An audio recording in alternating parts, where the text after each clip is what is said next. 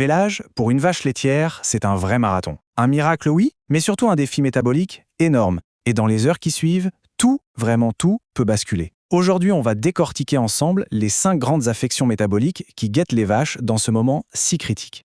Alors la question se pose, quels sont ces fameux risques cachés juste après un vélage? Pour bien comprendre, il faut s'imaginer un athlète qui vient de finir un marathon et à qui on demande d'en enchaîner un deuxième sans pause. C'est exactement ça qui se passe dans son corps. Le moindre faux pas métabolique et les conséquences peuvent être vraiment, vraiment lourdes. Bon, voilà le programme, notre feuille de route pour y voir plus clair. On va parler de la fièvre de lait, puis de la crise énergétique qu'on appelle la cétose, ensuite la tétanie d'herbage, l'acidose, et on terminera avec ce que tout le monde redoute, la vache couchée. Allez, on attaque tout de suite avec le premier point. Voilà, on commence avec le numéro 1, qui est aussi l'un des plus fréquents, la chute de calcium. On l'appelle plus souvent la fièvre de lait. C'est vraiment un grand classique des problèmes post-vélage. L'hypocalcémie, en fait, c'est une crise de calcium, une vraie crise. Il faut comprendre que du jour au lendemain, pour produire le colostrum, la vache a besoin d'une quantité énorme de calcium. La demande explose. On parle parfois d'une augmentation de 400%. Son corps est complètement pris de court. Il n'arrive tout simplement pas à puiser assez vite dans ses réserves, dans ses os, pour suivre ce rythme effréné. Et voilà le chiffre clé à retenir, 48 heures. C'est le temps qu'il faut, 2 jours complets, pour que son métabolisme s'adapte enfin et arrive à répondre à cette demande dingue de calcium. Et pendant ces 2 jours, elle est en plein dans la zone de danger. C'est une fenêtre de vulnérabilité absolument critique. Cette image, elle parle d'elle-même. C'est le signe le plus reconnaissable, celui qu'on ne peut pas rater. Quand une vache n'arrive plus à se lever et qu'elle prend cette posture, avec le cou replié comme un S, c'est la signature quasi certaine d'une fièvre de lait. Et il y a d'autres signes, bien sûr, qui sont tout aussi clairs. L'animal est couché, posé sur son sternum. Il ne mange plus du tout. Sa température, elle est basse. C'est un peu contre-intuitif avec le mot fièvre, mais c'est comme ça. Le cœur, lui, bat beaucoup trop vite. Et très souvent, le placenta n'est pas expulsé non plus. La bonne nouvelle, c'est que le traitement est souvent spectaculaire. Vraiment, une perfusion de calcium en intraveineuse lente et l'effet peut être quasi instantané. C'est assez incroyable à voir.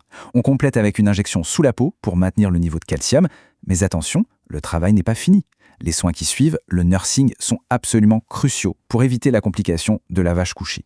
Et voilà comment les problèmes s'enchaînent. Une vache qui a une chute de calcium, elle est faible, elle mange moins. Et ça ouvre grand la porte à la deuxième grande menace, la crise énergétique, ce qu'on appelle la cétose. La cétose, pour faire simple, c'est une crise d'énergie. La vache est en déficit énergétique total. Elle dépense beaucoup plus de calories pour faire son lait qu'elle n'arrive à en manger. Du coup, son corps n'a pas le choix, il se met à brûler ses propres réserves de graisse, et de manière massive. Le problème, c'est que cette combustion est un peu sale. Elle produit des déchets toxiques, les fameux corps cétoniques, qui s'accumulent dans le sang. Comment on la reconnaît? Les signes sont assez typiques. L'animal est complètement abattu, sa production de lait s'effondre, il perd du poids à vue d'œil. Et puis, il y a ce petit détail assez incroyable, son haleine. Elle a une odeur un peu douceâtre qui rappelle les bonbons à la poire ou même le dissolvant. C'est l'odeur de l'acétone, un de ces corps cétoniques. Attention, il faut bien faire la différence entre 2 choses. D'un côté, il y a la cétose, c'est le processus, le fait de brûler les graisses. De l'autre, il y a la stéatose hépatique, le foie gras, qui est la conséquence, et elle est désastreuse. En gros, le foie est tellement submergé par toutes ces graisses qui arrivent qu'il s'engorge et finit par ne plus du tout fonctionner. C'est une panne totale du moteur métabolique de l'animal. Allez, on passe à un autre déséquilibre minéral qui peut être tout aussi mortel. Il s'agit de l'hypomagnésémie, plus connue sous le nom de tétanie d'herbage. Et comme son nom l'indique, cette fois, le problème c'est le magnésium. Et là, il y a un point qui est absolument fondamental à comprendre. C'est que les bovins n'ont aucune réserve de magnésium dans leur corps. Zéro, nada. Ça veut dire qu'ils dépendent à 100% de ce qu'ils mangent chaque jour. Si un jour l'apport est insuffisant, les problèmes peuvent arriver à une vitesse fulgurante. Et quand les problèmes arrivent, les signes sont spectaculaires et franchement terrifiants. On parle d'une hypersensibilité extrême au moindre bruit, au toucher. L'animal tremble, il a des convulsions ultra-violentes. C'est une urgence absolue. Parce que parfois, le premier et le seul symptôme qu'on voit, c'est la mort subite. Pour le traitement, c'est une opération de haute volée. C'est très délicat. Le magnésium est vital pour la sauver, mais il est aussi toxique pour le cœur si on l'injecte trop vite. Le protocole est donc super strict. Il faut y aller avec une perfusion extrêmement lente, en plusieurs fois. L'objectif, c'est de sauver l'animal sans provoquer un arrêt cardiaque. C'est une vraie intervention d'urgence, sur le fil. On enchaîne avec notre 4e point, l'acidose ruminale. Ici, c'est différent. Le problème vient directement de l'alimentation. C'est très souvent un accident, en fait. L'acidose, c'est vraiment le scénario classique de la vache qui a réussi à forcer la porte de la réserve de grains.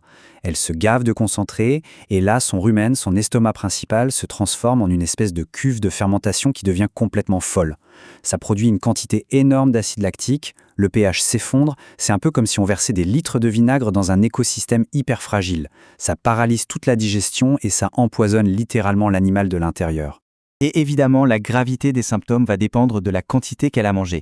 Ça peut aller d'un simple mal de ventre, un inconfort digestif, jusqu'à un état de choc, le coma et la mort. Le spectre est donc très très large. Et on arrive à notre dernier point. Et ce point, en fait, c'est une complication qui peut découler de tous les autres problèmes qu'on vient de voir. C'est le fameux syndrome de la vache couchée, la downer cow. Cette citation, elle est vraiment parlante, elle résume tout le drame de la situation. Parce que même si on arrive à traiter la cause de départ, disons la fièvre de lait, le simple fait pour la vache de rester couchée trop longtemps va causer des dégâts irréversibles. Pensez-y, après seulement 6 heures, son propre poids écrase ses muscles et ses nerfs. Et là, c'est le début d'un cercle vicieux terrible. La gestion dans ce cas, c'est une véritable course contre la montre. Bien sûr, il faut trouver et traiter la cause initiale, mais le plus important, ce sont les soins intensifs, le nursing. Ça veut dire quoi? Ça veut dire lui préparer une litière très épaisse, jamais de béton nu. Ça veut dire la retourner de l'autre côté toutes les 3 heures pour que le sang circule à nouveau, et parfois il faut même utiliser des palans, des sangles pour l'aider à se remettre debout. Et tout ça, ça nous amène à une dernière question, une question de fond. Si on sait que ces 6 premières heures sont si critiques pour une vache qui est couchée, comment faire pour améliorer les pratiques, la surveillance dans les élevages, pour être sûr de détecter le problème et d'intervenir encore plus vite? C'est vraiment ça le défi central pour la santé et pour le bien-être de ces animaux.